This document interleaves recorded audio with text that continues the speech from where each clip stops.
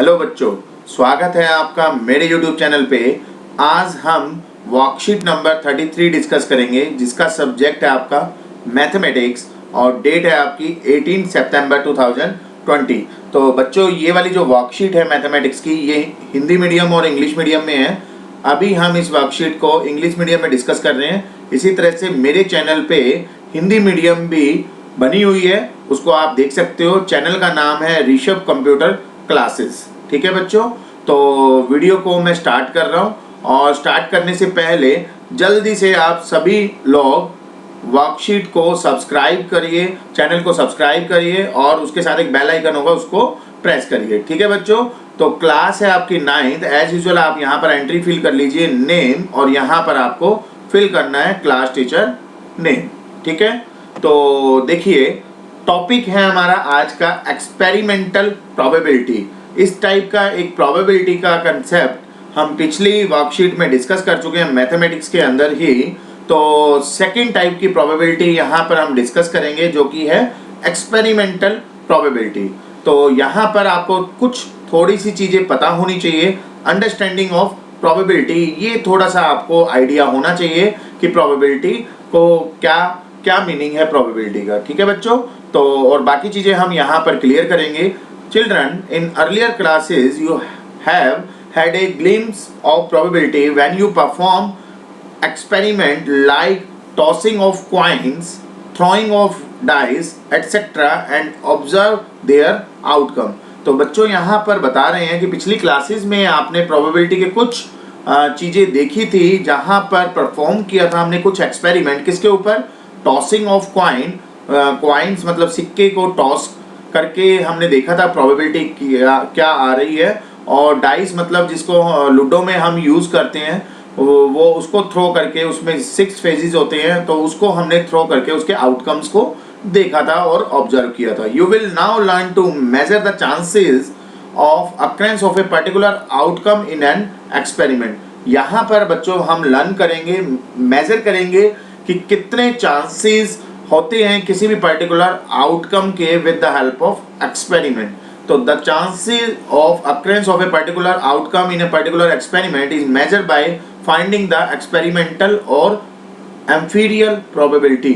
तो जो chances of occurrence है of a particular outcome in a particular experiment, उसको मेजर करेंगे हम, उसको बोलते हैं हम फाइंडिंग द एक्सपेरिमेंटल या एम्फीरिकल प्रोबेबिलिटी भी हम बोल देते हैं। तो इसका एक फॉर्मूला होता है छोटा सा, एक्सपेरिमेंटल प्रोबेबिलिटी, जिसको हम डिनोट करते हैं P ऑफ E से, ऑफ एन इवेंट। E का मतलब है इवेंट एंड P का मतलब है एक्सपेरिमेंटल प्रोबेबिलिटी। तो that will be represented as number of trials in which the event happen.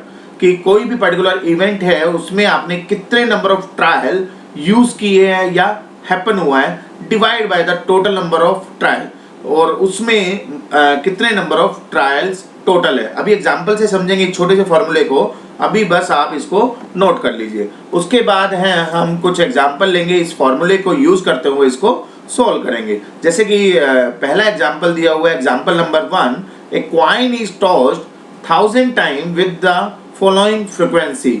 जिसमें यहाँ पर बच्चों ये बताया गया है, एक कॉइन को 1000 बार टॉस किया गया, उछाला गया, और उसके अंदर देखा गया एक कॉइन को अगर आप उछालते हो, उसमें 2 ही फेज होते हैं, या तो हेड आएगा या टेल आएगा। तो हेड जो है, जब 1000 बार उछाला गया तो उसमें हेड आया 455 बार, और बाकी जो है वो टेल आया, जिसको हम कहेंगे 545 बार। ठीक है, तो इसमें प्रोबेबिलिटी हम फाइंड आउट करेंगे कि प्रोबेबिलिटी क्या क्या आएगी। अब देखिए यहाँ पर बहुत सिंपल सा क्वेश्चन हो गया है हमारा, सब कुछ दिया हुआ है। तो यहाँ पर कैसे हम इस क्वेश्चन का सॉल्यूशन लिखेंगे वो देखते हैं। Since the coin is toss 1000 time, यहाँ पर हमने लिखा कि कॉइन जो है वो 1000 टाइम हमने टॉस किया, the total number of trial is 1000। तो टोटल नंबर ऑफ ट्रायल कितने हो गए बच्चों आपके? 1000। आप ऊपर वाले फॉर्मूले में देखिए, टोटल नंबर ऑफ ट्रायल की हमें रिक्वायरमेंट होती है डिनोमिनेटर में।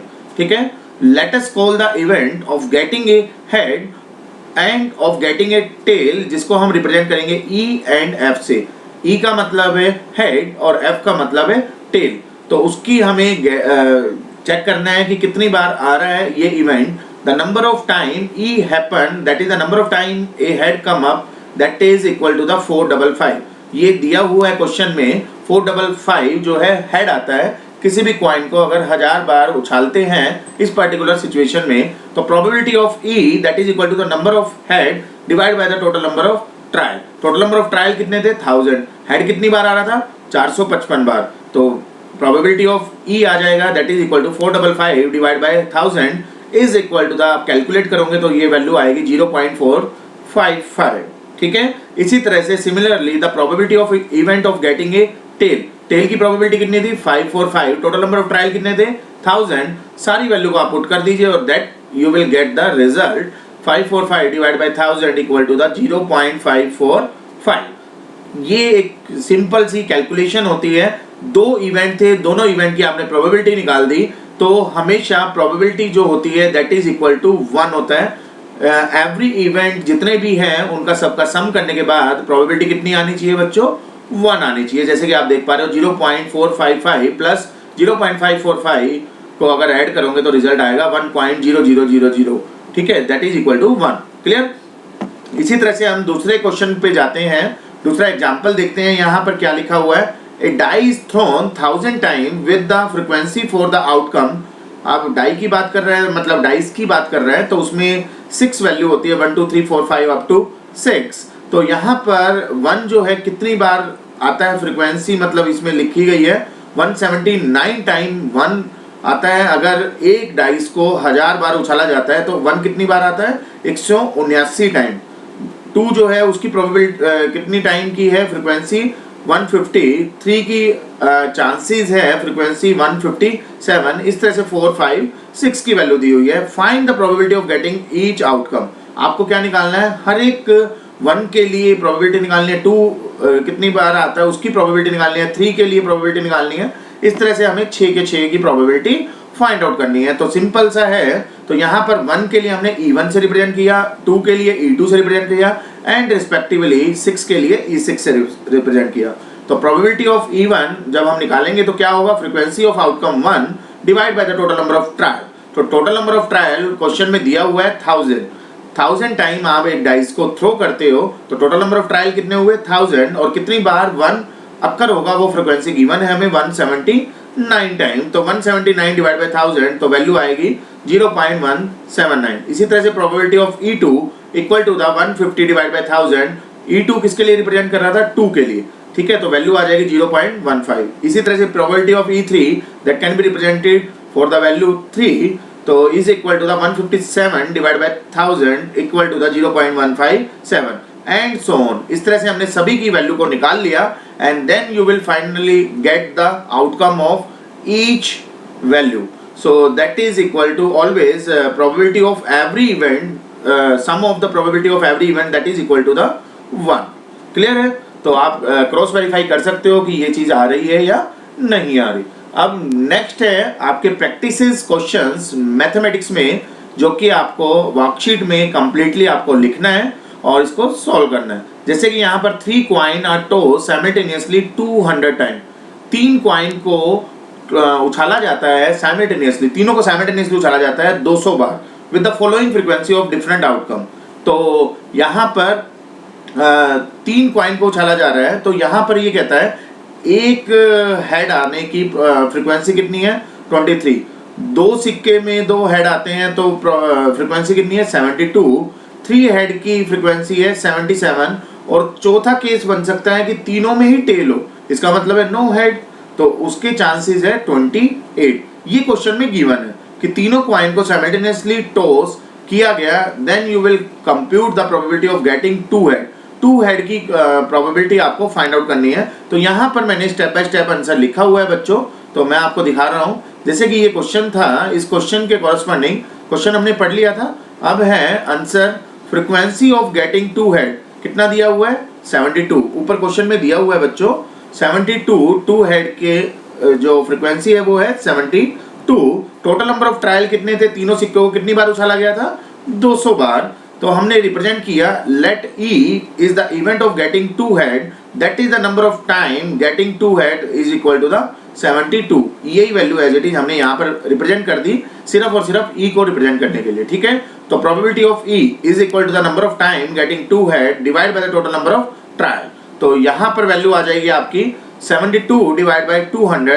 अब इसको सिंप्लीफाई कर लेना आप, इसको 2 से पहले कैंसिल आउट करेंगे हम, तो यहाँ आ जाएगा 36 और यहाँ आ जाएगा 100।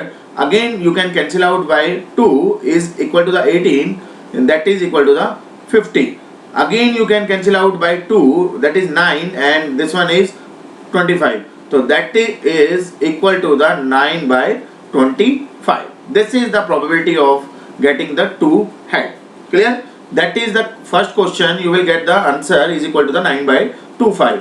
Next है आपका question, second question, the percentage of marks obtained by a student in the monthly unit test are given below. तो यहाँ पर एक बच्चे के जो परसेंटेज ऑफ मार्क्स दिए हुए हैं यूनिट वाइज, तो यहाँ पर आप देख रहे हो बच्चों, तो यूनिट टेस्ट लिखा हुआ है, फर्स्ट यूनिट में कितने परसेंट ऑफ मार्क्स गेट करता है वो 69, सेकंड यूनिट होती है तो 71, थर्ड यूनिट होती है तो 73। इस तरह से आपको यूनिट वाइज यूनिट वैल्यू दी हुई है और परसेंटेज दी हुई है, हर यूनिट में कितने परसेंट वो गेट करता है। अब यहाँ पर बोला हुआ है बेस्ड ऑन दिस डाटा, ये डाटा जो दिया हुआ है, find the probability that student gets more than 70% marks in a unit test. तो 70% marks in a unit test, उससे ज़्यादा कितनी बार वो गेट कर रहा है बच्चों। यहाँ पर एक तो 71, एक 73 और एक 74, ठीक है। तो 3 यू कैन से 3 बार उसको 70 से ऊपर यू कैन से परसेंटेज मिलती है। तो टोटल नंबर ऑफ ट्रायल कितनी है, मतलब यूनिट टेस्ट कितनी है, टोटल 5। तो बस आपका आंसर हो गया। अब यहाँ पर देखते हैं क्वेश्चन का आंसर कैसे लिखेंगे हम। तो यहाँ पर देखिए, let E is the event of getting more than 70% of marks. E हमने रिप्रेजेंट किया इसको सिंप्लीफाई करने के लिए। Then the number of time E happen, that is the number of time getting more than 70% marks is 3। अभी हमने पीछे देखा था, एक तो 71 था, 73 था, 74 था, जो कि 70 से ग्रेटर देन थे। नंबर ऑफ ट्रायल कितने किए उसने, 5 यूनिट थी तो 5 ट्रायल किए। तो रिजल्ट आ जाएगा probability of E equal to the number of time getting more than 70% divide by total number of trial. So that is equal to 3 by 5. This is your final answer for the question, second question. Clear? तो इस तरह से हमने दोनों questions को complete किया और 2 example को समझा कि किस तरह से हम प्रोबेबिलिटी निकालते हैं। तो जल्दी से इसको लाइक कर दीजिए बच्चों। अगर आप न्यू यूजर है तो सब्सक्राइब करना ना भूलिए, सब्सक्राइब जरूर करके जाइए with bell icon. And finally इसको शेयर करिए जिससे कि जितने भी आपके फ्रेंड सर्कल में हैं वो भी टाइमली वर्कशीट को कंप्लीट कर पाए और सबमिट कर पाए। मिलेंगे नेक्स्ट वर्कशीट नेक्स्ट वीडियो में। अभी के लिए थैंक यू।